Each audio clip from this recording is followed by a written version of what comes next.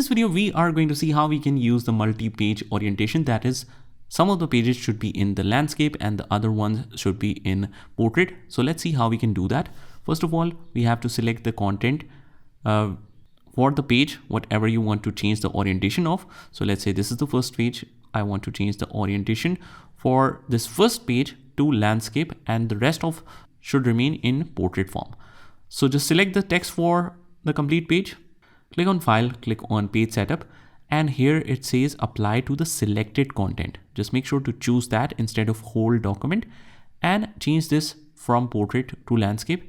Click OK, and you will notice the first page is in landscape while all the others are still in the portrait form. You can see the sample of it here, and that's how you do it. I hope you found this video helpful, and if you did, hit the like button and subscribe to our channel, and I will see you in the next one.